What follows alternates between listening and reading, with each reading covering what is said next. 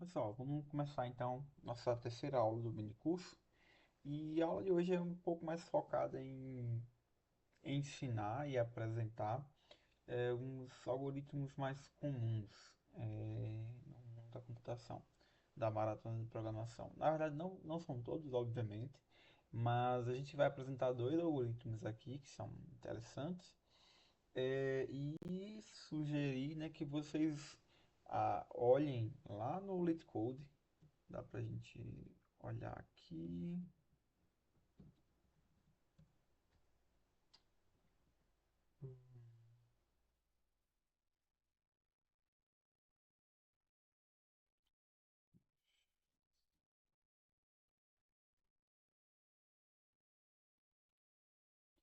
Aqui no LeetCode a gente tem essa parte, né, com a lista de problemas e tal.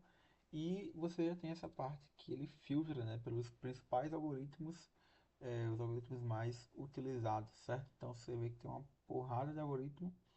Então dá para ir pegando pelos exemplos que tem mais, algoritmos que tem mais exemplos, né? Por exemplo, tem Array tem 1902, então é uma galera aí.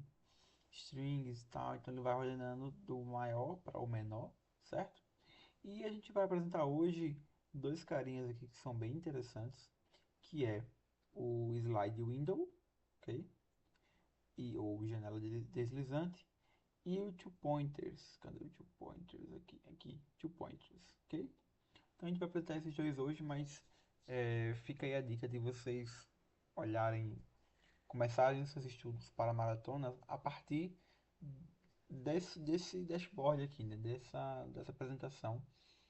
É, tentando focar do maior para o menor, né? Menor quantidade, porque aí já vai dar para suprir bastante o que as questões vão trabalhar, ok?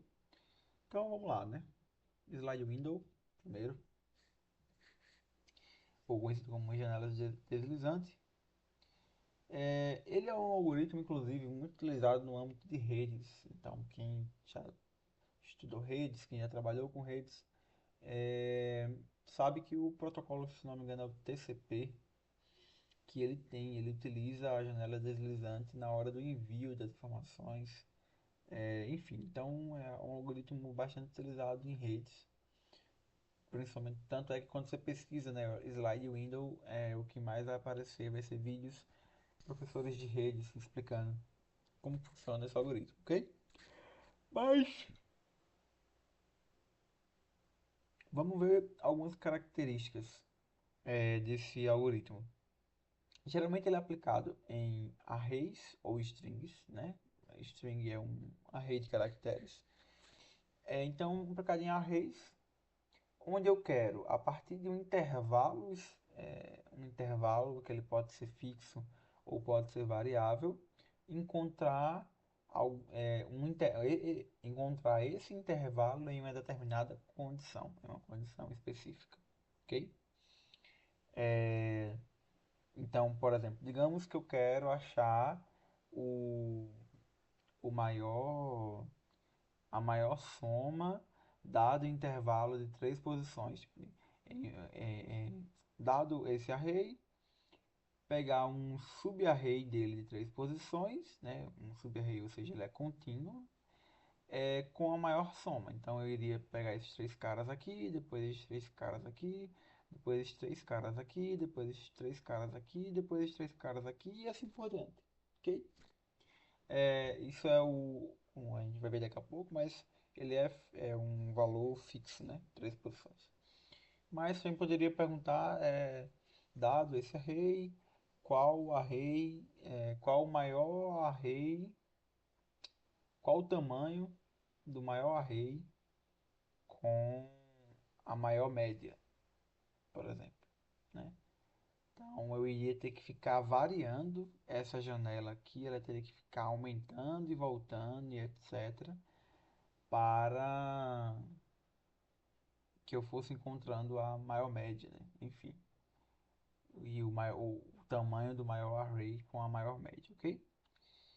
E se você percebe, né, principalmente esse segundo caso, ele é bem complexo, em que a gente teria que ficar fazendo várias e várias e várias repetições. Então, a técnica do slide window é justamente para a gente não utilizar uma complexidade n quadrado, né? Ou então n vezes k. K seria o tamanho dessa janela aqui, certo? Porque, por exemplo, nesse da média, né, o array maior, o maior array com a maior média, eu teria que fazer n quadrado, eu teria que fazer é, esse daqui, e voltando, e enfim, seria uma loucura, né? Então, com a técnica do slide window, eu consigo transformar o meu problema de complexidade n quadrado para um problema de complexidade n, um problema linear. E isso é maravilhoso, sempre focando na questão da complexidade, né? A gente reduzir a nossa complexidade ao máximo. Então, vamos introduzindo aqui como é que esse algoritmo funciona. Então, peguei aqui, né, o mesmo array que a gente tinha lá no começo, ok? E aquela mesma questão. Então, eu quero descobrir qual a maior soma dado uma janela de três caracteres, três posições, né?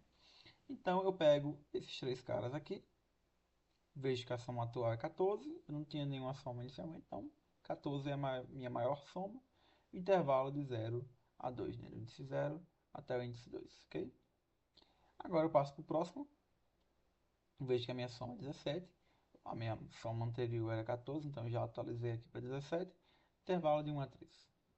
Então, de 11 a 11, 14, 15, a minha soma atual fica 30, maior soma até agora, 2, 4. Aí minha soma agora atual fica 29, percebo que ele já não é maior do que a maior soma encontrada, e eu mantenho o intervalo que eu encontrei anterior, que era de 2 até o 4. Passando agora, soma atual foi 30, né, como é a mesma, então a gente vai considerar aqui que a gente vai atualizar só quando ele for maior que a soma atual, ok? Mas também seria um intervalo válido, esse intervalo aqui. Novamente, a soma atual foi 22, que é menor que 30, então não atualizou, vai até o final, ok? Então a gente deslizou ele todinho. Esses problemas com o slide window, né, com a janela fixa, são mais tranquilos. É até da gente pensar neles sem necessariamente utilizar a técnica do slide window, né, sem saber da técnica do slide window. A grande questão é quando essa janela não é fixa, que aí a gente começa a ter mais dificuldade para pensar em soluções eficientes, né? E é para isso que existe o slide window dinâmico. Aí, vamos lá, né? Os tipos, eu já comentei, tem a janela de tamanho fixo e tamanho dinâmico. Vamos ver um exemplozinho de tamanho dinâmico. Qual o maior intervalo cuja soma seja menor que 25? Então, qual o maior intervalo, ou seja, ele não me dá mais o tamanho do meu intervalo. Eu tenho que encontrar o tamanho do intervalo que corresponda às expectativas dele. Então, qual o maior intervalo cuja soma seja menor que 25? Então, lembra que eu tinha comentado que a gente tem uma condição, né? Dá o intervalo dado que ele seja tal coisa, né? Então, nesse caso aqui, a condição é que ele seja menor que 25. E observa também que não é menor ou igual, né? É menor que 25. Então, qual o maior intervalo cuja soma seja menor que 25? Então, vamos começando com o intervalo de uma posição, né? Eu peguei a primeira posição, aqui o número 1. A minha soma atual é 1. 1 é menor que 25? Sim. Então, o meu maior intervalo é 1. E o intervalo vai do índice 0 até o índice 0. Ok? Aí eu já aumento em 1 a minha janela, né? Então, 3, a minha soma atual agora é 3. 3 é menor que 25, logo esse intervalo é um intervalo válido e ele é maior do que o anterior, que era 1. Então, já atualizei aqui. Aumentando mais um pouquinho, fica agora com a soma de 14. E 14 é menor que 25, então ele se enquadra na condição. E esse intervalo é maior que o anterior. Então, atualizei aqui. Soma atual agora é 18, e 18 é menor que 25. Esse é um intervalo maior que o anterior, adiciono ele aqui. Agora minha soma foi para 33, então 33 não é menor que 25, eu não atualizo, esse não é mais o meu maior intervalo. E agora a gente vai começar a voltar essa janela aqui, tá? Então, voltando, soma atual agora é 32, maior intervalo continua sendo esse de 4, porque 32 não é menor que 25, ok. Mais uma vez eu diminuo, a soma atual é 30, 30 não é menor que 25, eu não atualizo ali. Agora minha soma atual é 19, por mais que ela se encaixe, esse intervalo de duas posições é menor do que o intervalo maior que a gente tinha achado, que é o de 4 posições, ok? Então a gente não atualiza. E aí, a partir de agora, já que a gente voltou para a condição de ser menor que 25, eu vou voltar a expandir para este lado, ok? Então, expandir para o lado direito, soma atual 29, novamente ele fica maior que 25, e aí a gente não vai atualizar nenhum dessas variáveis. E vamos regredir do lado esquerdo, né? Soma atual 25, como eu tinha comentado, ele tem que ser menor que 25 e não o mesmo valor, não maior, menor ou igual. Então, aqui a gente conseguiu voltar, né, para condicional, ser menor que 25, menor ou igual aqui, mas bem, menor que 25. E agora a gente pode voltar a aumentar do lado direito. Soma atual 30, maior intervalo continua sendo aquele de 4 posições. A 30 tinha passado, né? Então a gente reduziu do lado esquerdo, 15. 15 é menor que 25, mas 2 de intervalo não é maior que 4, né? A gente expandiu para o lado direito, 22 é menor que 25, mas não é o intervalo de 3 posições, não é maior que o de 4. Aqui 23 é menor que 25. Ele até poderia ser o intervalo maior, mas como a gente já tinha encontrado o anterior, então a gente manteve o anterior. Mas esse também seria o intervalo válido.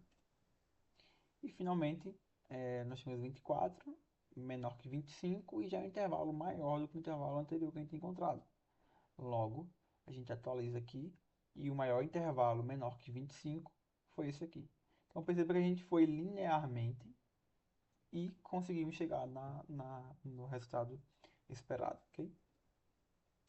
Então, vamos explicar um pouquinho da técnica. Como é que a gente faria é, de uma maneira, né, mais ah, intuitiva, assim, a gente iria, naquele primeiro exemplo do intervalo fixo, né, a gente iria pegar 1, 2, 11, somou, deu 14.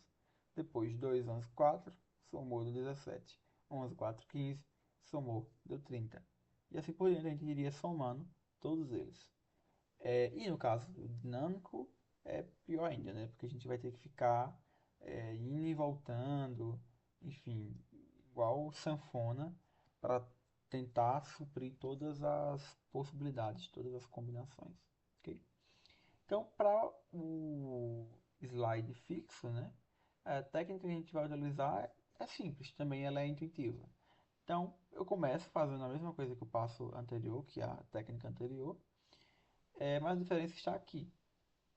Perceba que quando eu for para a próxima, 12, 11, 4, ela ainda tem dois elementos desse array.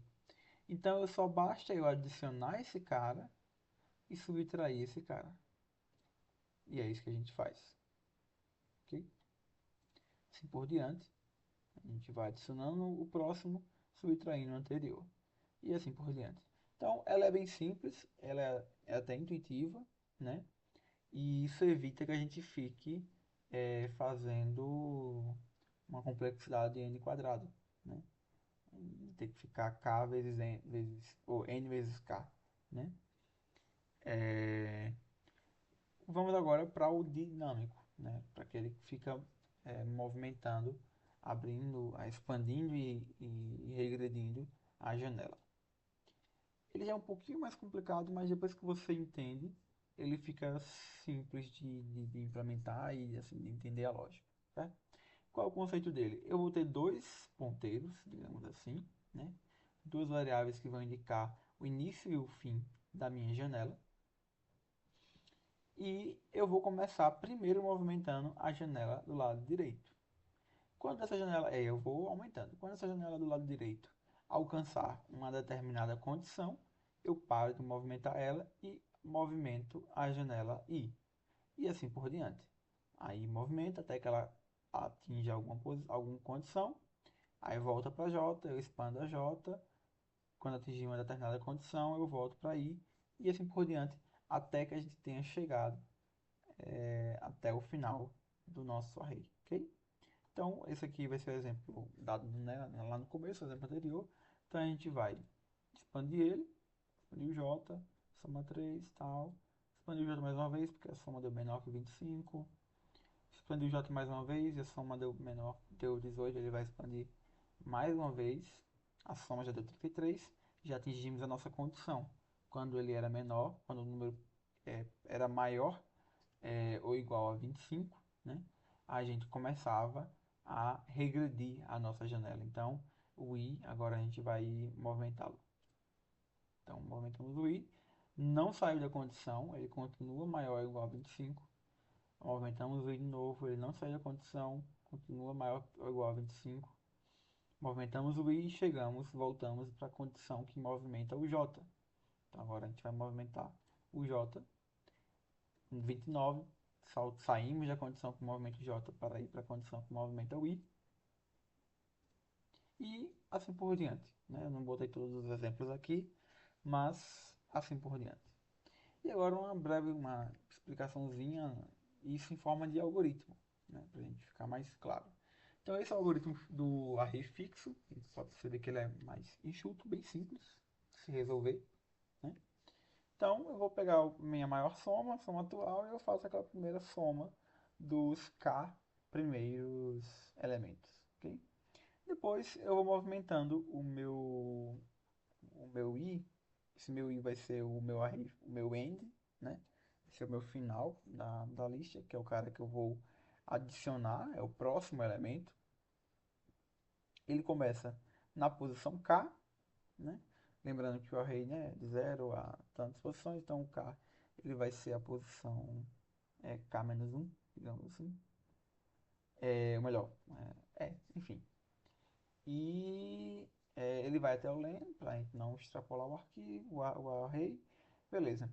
Então agora eu pego que a minha soma atual, ela vai receber a soma atual mais o próximo elemento, representado pelo array de i, menos o primeiro elemento do meu array. Então, voltando aqui para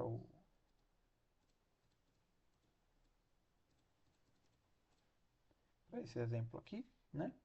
Então, eu estou aqui com o meu i sendo igual a o 3, e aí o 3 é a posição 4 do meu array, ok? Então, o elemento que eu vou adicionar é o 4, e o elemento que eu vou subtrair, já que o meu i é 3, e eu subtraio do k, que é o tamanho da minha janela. Então, o meu i é 3, menos 3 dá 0. Dá exatamente o primeiro elemento. Ok? E a mesma coisa vai ocorrer aqui. O meu i agora vai ser 5. E aí, melhor, o meu i agora vai ser 4, a posição 5 do array. E quando subtrair, né, 4 menos 3 dá a posição 1. Ok?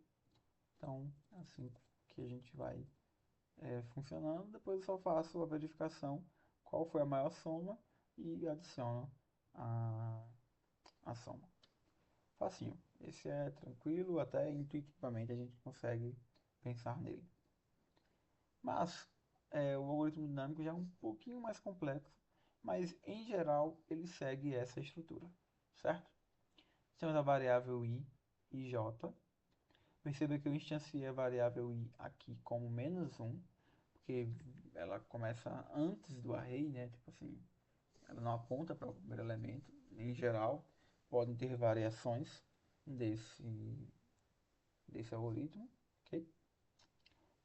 E a J eu inicializo na posição zero, porque, como a gente viu aqui, ela vai começar a expandir. Então, J está na posição zero, o I na posição anterior. E aí eu vou começar aumentando o meu J, depois eu aumento o meu I e assim por diante, né? Então perceba sempre que vai ser um, um loop com outro loop dentro dele, né? Mas mesmo que seja um loop dentro do outro, a gente ainda consegue transformar a complexidade em uma complexidade linear, né? Então, por isso que esse algoritmo é tão interessante. Então, a minha soma atual vai receber o meu array. Aqui tem um errozinho, né? Soma atual, na verdade, é maior ou igual, né? Seria a soma atual mais o array i, joga na soma atual, mas foi um erro de digitação aqui. Que eu iria fazer parecido com isso aqui. Então, beleza. Então, a soma atual eu vou acrescentar o meu array na posição j, que nesse caso agora seria a posição zero, né? Enquanto a minha soma atual não for maior que ou igual a 25, eu não entro na condição em que eu aumento o meu i. Então, eu passo adiante. Aqui eu já verifico o nosso maior intervalo, né? E isso aqui, no caso, é a condição específica do nosso problema, né? Assim, é algo mais específico do nosso problema, em que eu iria verificar qual é o maior intervalo, mas poderia ter tantas e tantas outras é, necessidades aqui, né? O mais importante vai ter um loop que vai aumentar o j, e dentro desse loop vai ter um loop que vai aumentar o i. Tudo baseado em uma determinada condição. Enquanto não atender essa determinada condição, ele não entra, e enquanto essa condição não acabar, ele não sai desse loop aqui do i, né? E quando ele entra, quando ele é maior ou igual a 25, eu adiciono 1 no i, então o meu i, que era menos 1, vai passar a ser zero, e eu subtraio da minha soma atual o meu array, né? Belezinha. Então, essa geralmente é a estrutura básica dos algoritmos. A gente vai agora fazer um exercício de programação do slide window fixo. E vou deixar para casa, né, como exercício, o, o slide window dinâmico. E posteriormente a gente vai lançar um vídeo com, com a explicação dessa questão, para quem não conseguiu resolver, né? Ou então quem quer verificar se tem alguma forma alternativa de resolver, ok? Então vamos lá, vamos para a questão. Vamos, hora de praticar. Então a nossa aqui tem um spoilerzinho, mas a nossa questão, essa questão 643, máximo average subarray, ok? E ele diz assim, né, dado um array de inteiros consistente de n elementos e um array, um inteiro k, encontre um subarray contínuo dos quais o tamanho é igual a k, né? E que a máxima, a soma máxima do valor, e que tenha a máxima média de valor. Então, eu vou encontrar um subarray que o tamanho dele seja igual a k e que a média seja a maior média dos, de todos eles. Então, basicamente, é bem parecido com aquela questão que a gente fez, só que ao invés de ser soma, é média, né? Então, eu vou lá com a minha janelinha fixa, de k posições, percorrendo todo o array e verificando quem tem a maior média. É basicamente isso. E tem um detalhe importante, né? A resposta precisa ser calculada com um erro de pelo menos 10 elevado a menos 5. O que seria esse erro? Seria a quantidade de casas decimais. Então perceba aqui no output que ele está dizendo 75,000. Então, 5 casas decimais na nossa resposta. Mesmo que seja um número inteiro, né? Um número ele precisa ter as casas decimais, ok? Vamos lá, vamos pensar nesse carinha aí, então. Vamos lá, eu vou botar aqui como máximo average rate. Máximo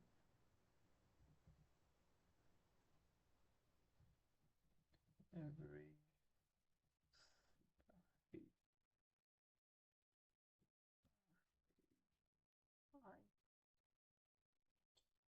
Alright, vamos lá, vou copiar esse cabeçalhozinho aqui, tá? Beleza. Find, ele não tem self, ele não tem list. Beleza. Here. Vou copiar essa entrada aqui também, só pra gente já ir testar daqui a pouco. Belezinha. Return 0.0 para daí. Beleza. Então vamos lá. A primeira coisa que a gente vai definir aqui é a gente fazer a nossa primeira soma, né? Primeira soma. Então, eu vou trabalhar com soma, porque aí depois da média a gente já tem o valor de K, é só a gente fazer a divisão, né? Então, a soma atual, maior soma, e inicialmente seria isso. 9, sim. Eu vou pegar a soma do meu array de números até a posição K, né? Posição K exclusiva. Ela não entra na soma. E agora eu vou fazer um for com o meu, vamos dizer, é,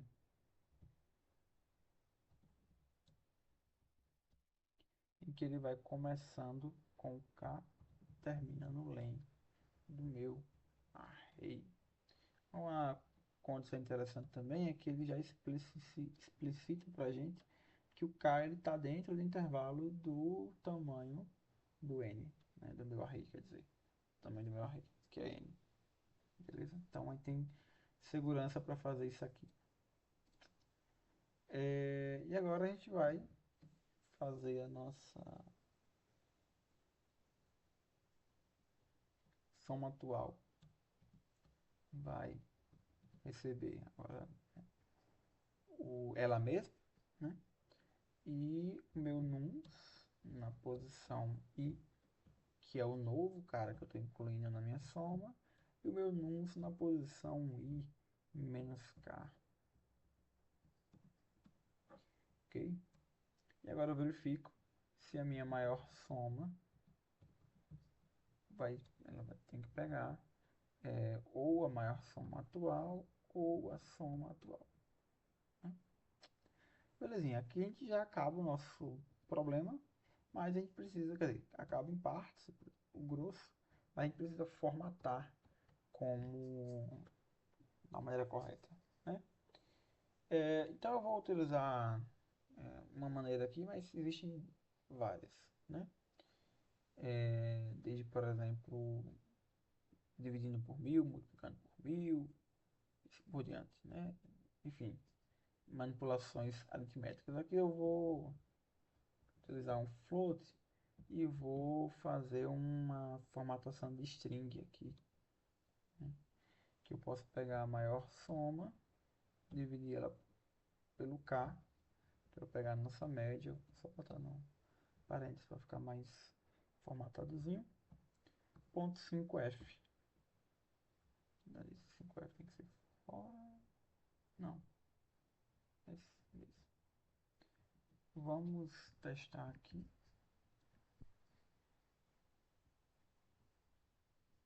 Eu esqueci de chamar a função. Muito bem.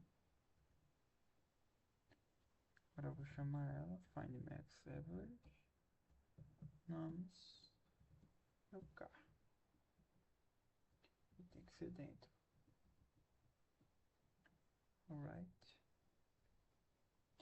Ele não formatou com 5 pontos.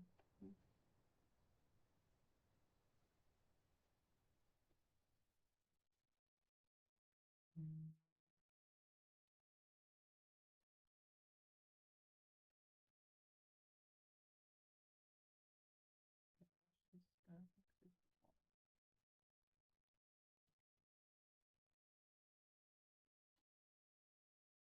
Vamos ver se vai. Não. Deixa eu pegar minha colinha aqui.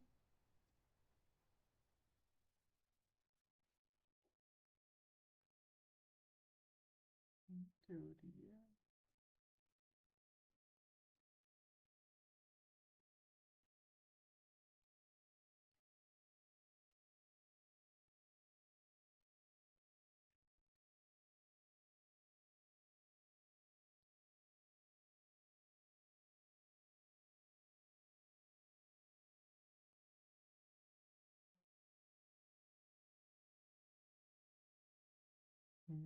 Esse castzinho aqui ele tá. Mas eu não sei se isso vai dar lá no. Vamos dar uma olhada aqui. Que eu já deixei aqui no. Como ele chama a função, eu acho que não tem tanto problema. Ele retornou corretamente. Antes eu tinha utilizado só string, ele reclamou que ele tinha que retornar um float ao invés de uma string, né? Bem, enfim, mas são coisas do LeetCode. Então, bem, é uma forma, também dá para fazer manipulação aritmética, mas eu quis ser um pouco mais prático. Vamos submeter e ver se deu certo. E deu certo. Teve uma galerinha que fez também com esse mesmo tempo e tal, então estamos na média. Também tem uma galera aqui que fez pouco tempo, hein? Caraca, a galera arrasou aí, mas também tem uma. Eles usam um registrador e tal, tem um negócio bem mais avançado aqui. Mas estamos dentro.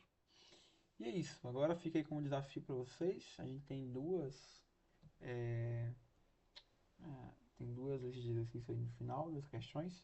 Uma minha e outra do Hacklin, que vai introduzir para vocês agora o Two Pointers. Ok? Valeu! Ok, vamos dar uma olhada agora no conteúdo de Two Pointers. É um conteúdo bastante cobrado em maratonas. Então, a gente já fez uma questão aí, né? O Lucas já resolveu uma questão aí da primeira lista, que uma das melhores soluções era utilizando Two Pointers. Então vamos dar uma revisada. O que são Two Pointers, né? Qual o objetivo de Two Pointers? É resolver problemas envolvendo arrays ou listas, né? Em geral. Esse é o foco dele.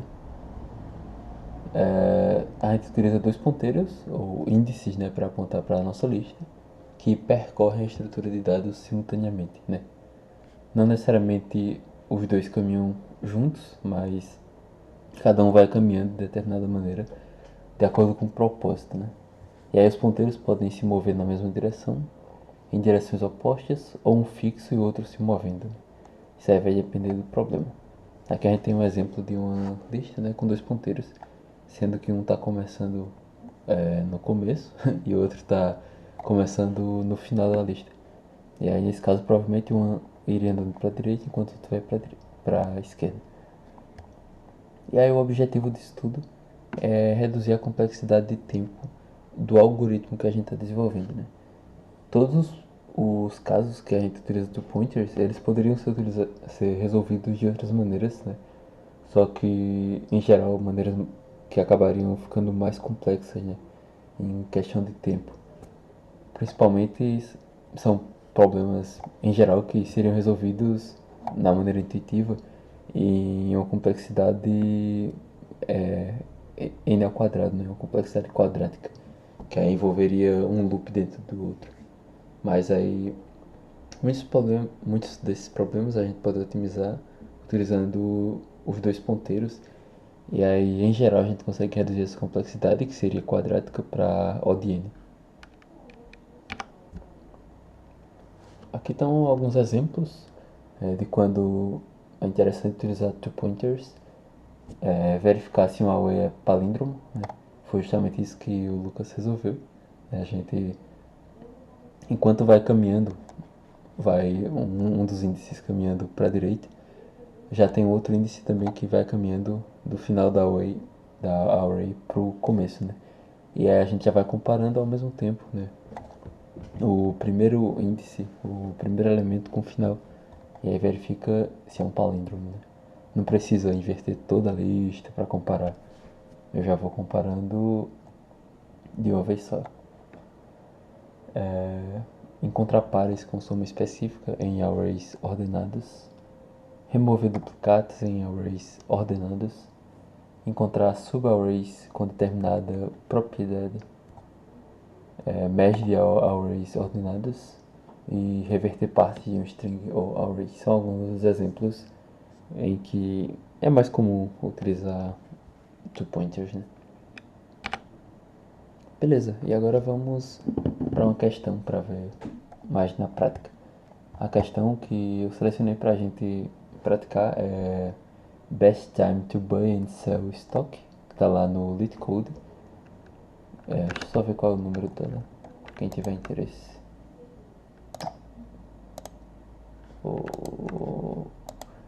Aqui. Questão 121, né? Do LeetCode. Quem quiser dar uma pausa no vídeo e tenta resolver. Eu sugiro tentar resolver. É uma questão. Não é das mais difíceis, mas pode dar um trabalhinho, dependendo da abordagem. Então, beleza. Vamos para a questão. You are given an array prices and você recebe uma lista de preços, né? Onde preços na posição I is the price of a given stock. É o preço de um dado estoque onde no iésimo dia, né? Você quer maximizar seu lucro escolhendo um único dia para comprar um estoque e escolhendo um dia diferente no futuro para vender o estoque. Retorne o maior profit, né, o maior lucro que você pode obter com essa transação. Se você não pode obter lucro, retorne zero. Então, beleza. Ele nos entrega uma lista de preços, né?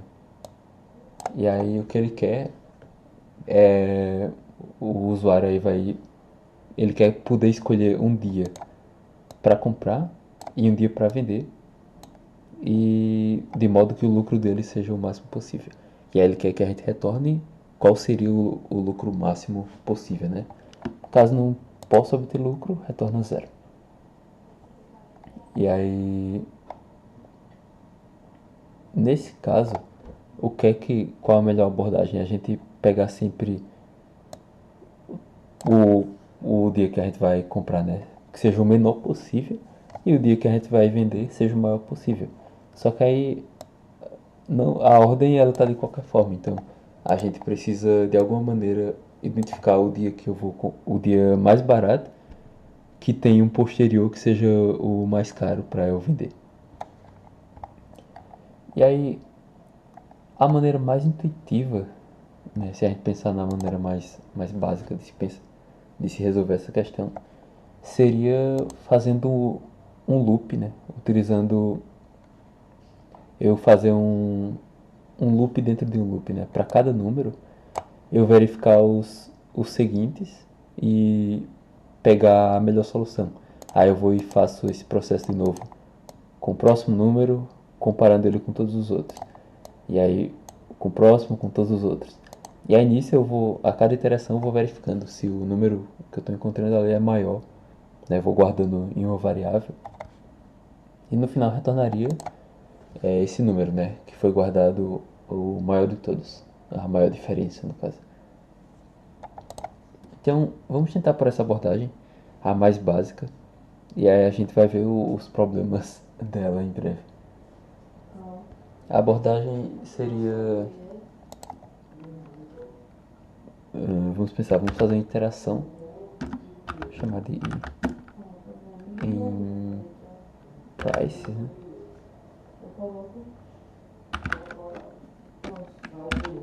E aqui dentro eu vou fazer uma interação. Na verdade eu vou fazer no range aqui. Land. Beleza.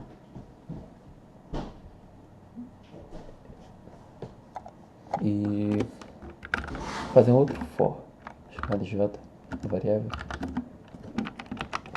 range. Beleza, ele começa do começo e vai até o final. E a gente tem o j que começa. Como eu quero comparar, né? Eu não vou comprar e vender no mesmo dia, já que seria zero. Vou botar para ele começar na posição 1. E aí vai também até o último, além de prices. Beleza. E aí eu vou ter uma variável chamada de max profit, o maior lucro, que inicialmente é zero. E aí a cada iteração, né, isso é bem intuitivo, o que é que eu vou fazer? Vou verificar se meu prices na posição I é maior do que meu prices na posição J. E é isso no if. Caso, ou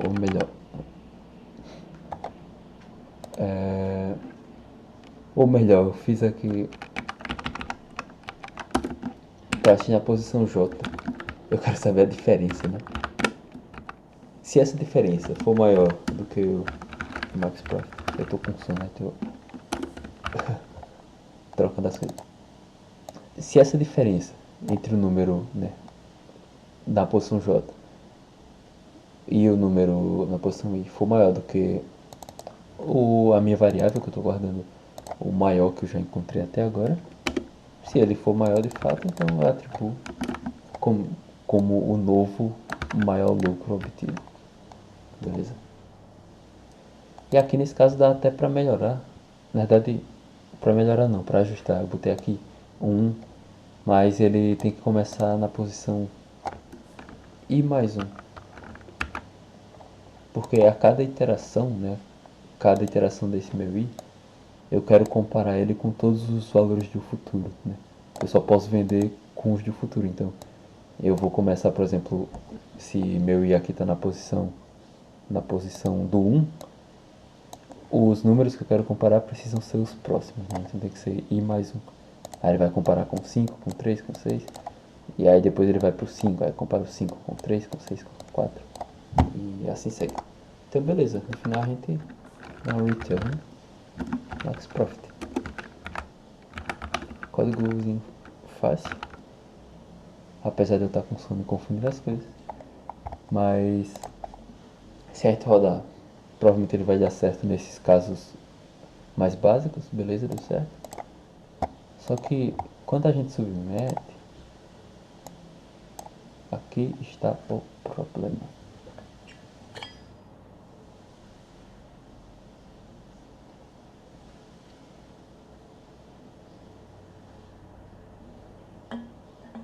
Olá. Tempo limite excedido. Ele passou em 198 de 212 casos de teste. E aí a gente já percebe aqui, né, que um dos exemplos é uma entrada gigantesca. Gigantesca. Enorme. Com um monte de zero, inclusive, no final. E aí se a gente for ver lá na descrição da questão, ele diz que o tamanho de prices pode ser de 1 até 10 elevado à quinta, né? Então, 100 mil itens a gente pode ter. Então, a gente sabe que isso aqui não é uma boa abordagem, né? Apesar dele não estar fazendo a iteração sempre completa, né? Duas vezes para cada item. Ou melhor, apesar de para cada iteração ele não estar percorrendo novamente completa a própria lista, já que ele pega só os próximos, mas de qualquer forma a gente tem uma complexidade n ao quadrado, né? Essa segunda iteração que está dentro, ela depende da quantidade do tamanho da lista, então acaba sendo quadrado. E aí quando chegou no questão, no caso que tem uma entrada gigantesca, tipo aquela, aí fica inviável. Então, qual seria a solução utilizando two pointers, né? É um pouquinho diferente a abordagem. Vou até tirar isso aqui. Como o nome já diz, a gente terá dois ponteiros. E aí eu já vou criá-los aqui. Um eu vou chamar de smaller index. Esse ponteiro ele vai guardar o índice do menor número que a gente encontrar na lista. Vou dar até aqui, índice do menor da lista. O que a gente foi encontrando, né, em cada passo. Beleza. E uma variável, isso aqui não é nosso ponteiro não. Uma variável que vai guardar o resultado, que é o profit, lucro. Então beleza, aqui eu disse que isso aqui é um ponteiro. O outro ponteiro, ele vai ser dentro do for. É um ponteiro normal, o índice, né, que a gente vai estar percorrendo.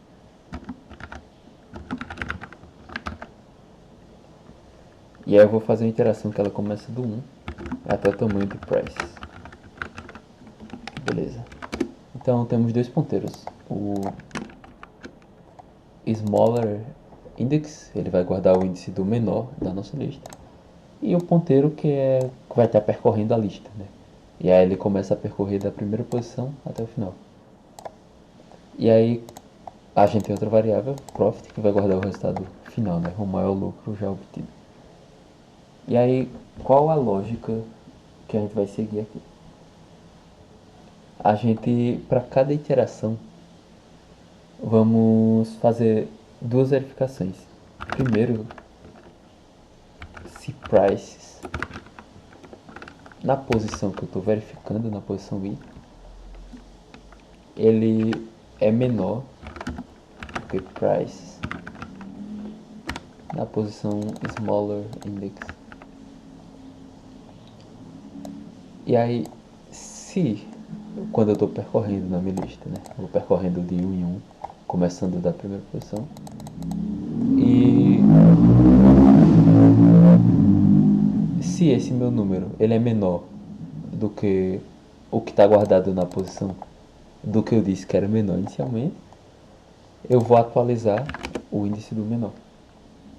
Esse meu smaller index vai receber I. Como eu falei, essa variável ela guarda, é um ponteiro que diz onde é que está o menor item, né? E aí ela começa com 0, né? Ela começa na verdade apontando para o primeiro. E aí à medida que eu vou iterando, a primeira verificação que eu vou fazer é se esse meu item que eu estou iterando na vez, por exemplo, estou aqui na posição 4, vamos supor, I igual a 4. Eu vou verificar se ele é menor do que o item para qual o meu ponteiro está apontando na lista, né? O ponteiro do menor está apontando na lista. E aí, como ele é 0 inicialmente, na primeira iteração, por exemplo, ele estaria aqui em 1. E aí, como ele é 0, ele está apontando para na posição 0, que é 7. E aí tá, o 7 aqui é menor do que o 1, que é o que eu estou iterando naquela vez. E aí eu vou atualizo dizendo que o meu menor agora está na posição I. Beleza. Guardei o índice do menor. Caso contrário, caso eu não encontre um novo menor número, eu vou fazer outra verificação. Verificar agora se com o menor que eu tinha na iteração anterior, né? É uma iteração agora que eu não caí aqui, não achei um novo menor.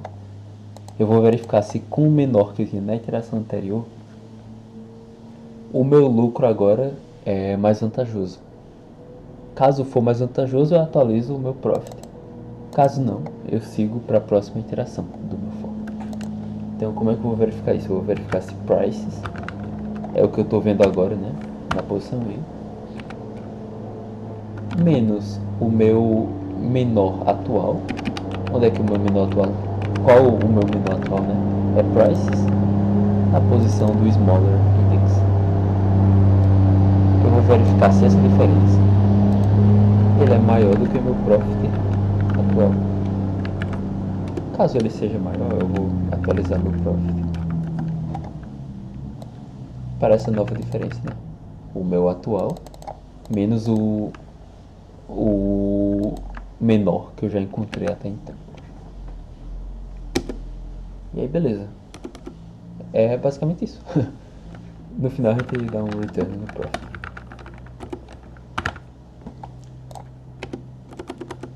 Então, vamos rodar aqui.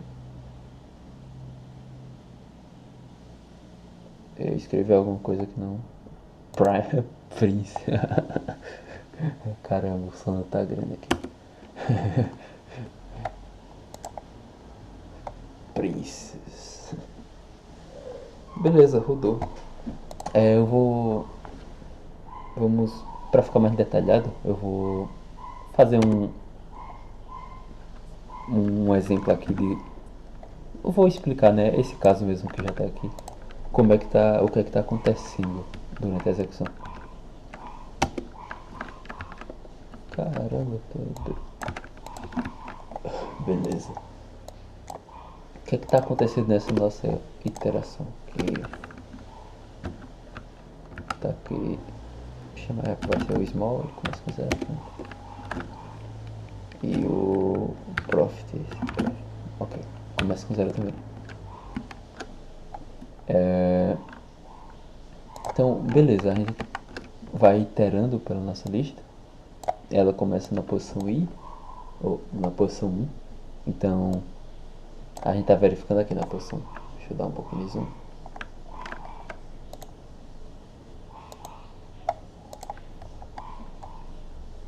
E aí o que é que estamos verificando na primeira vez? O meu prices na posição I, que é o 1 aqui, ele é menor do que o price na posição smaller index. Smaller index, né, ele tá aqui, tá com 0 na primeira iteração. E aí ele tá apontando pro 7. O meu 1 é menor que 7? Sim. Então eu vou dizer que o meu menor número atual tá na posição 1, que é o próprio valor 1 na verdade. Então, meu smaller aqui, smaller index, fica com o valor 1, né? É o index.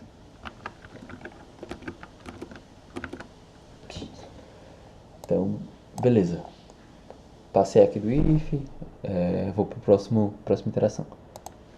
Eu tô com o i agora igual, apontando para a posição 2, né? O valor 5. Aí eu vou lá. Price na posição i, o 5, é menor do que o price na posição 1, que é o que estava apontando para o meu menor? Não, né? Estou comparando o 5 com 1, que é o menor que eu tinha encontrado antes. E aí não, isso aqui é falso, né? O 5 ele é maior, então ele não vai ser meu novo menor. Então eu vou pro elif. Price na posição i, que é o 5, menos o meu antigo menor, né? O meu menor, o meu índice do menor ainda está na posição 1, né? Da última iteração. Então price na posição 1 é 1. Então eu estou fazendo a comparação de 5 menos 1 é maior do que profit. Profit está com 0 ainda. Então, sim, 5 menos 1 é 4, que é maior que 0. Então, profit recebe 5 menos 1. E aí profit fica com 4. Então, se o código parasse agora, se a execução terminasse agora, o meu lucro seria 4, né? Mas aí ainda temos lista pela frente. Terminou aqui o elif, próxima iteração. Estou no índice agora 4, né? Esse meu ponteiro está apontando para a posição 4, com valor 3. E aí perceba, né? A gente tem dois índices trabalhando. É legal perceber isso. O índice I, que ele segue constante, né? Ele segue de 1 em 1. A cada iteração ele está caminhando. Ele começou na posição 1, vai caminhando. E a gente tem um outro índice, que é o smaller, que ele pode ser que a cada iteração ele mude, ou pode ser que não também, né? Como foi o caso na primeira iteração, ele ficou apontando para o 1. Na verdade, ele começa apontando para o 0, né? Depois foi apontando para o 1. E agora nessa nova iteração ele não mudou, né? Ele se manteve apontando para o 1. Então são dois ponteiros caminhando de maneiras diferentes. Vamos lá, a gente price na posição I 3 menos. 3 é menor do que o price na posição do menor anterior. O índice do menor está em 1 ainda, que é o valor 1. E aí não, né? 3 não é menor que 1. Então, não encontrei um novo menor. Vou para leaf. E aí eu comparo a diferença. Price na posição I, 3. Menos price na posição do meu menor que eu encontrei até agora. Que aí é o 1. Essa diferença, que aí no caso fica 3 menos 1, 2. 2 é maior do que o meu profit? Não, o profit atualmente está com 4. Então isso é falso. Próxima iteração. Aí vou lá, tô com o valor 6 agora. Prices na posição I, né? 6 é menor do que prices na posição do meu smaller index. O smaller index está apontando para o 1 ainda, né? Com o valor 1. E aí eu estou verificando 6.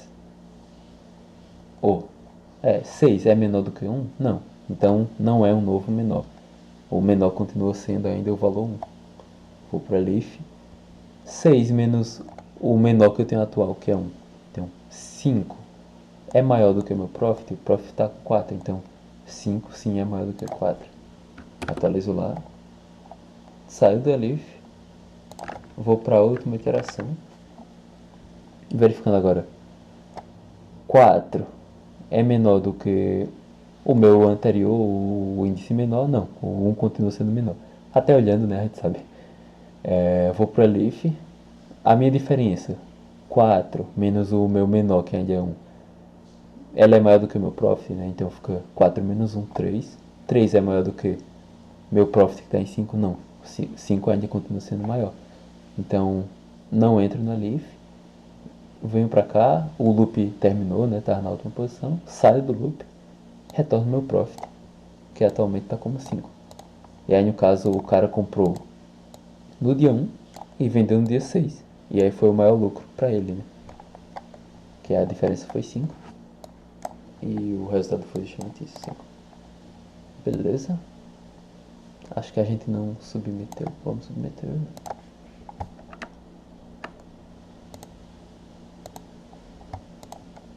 Beleza, passou. O tempo foi legal, né? A performance foi legal. E é isso.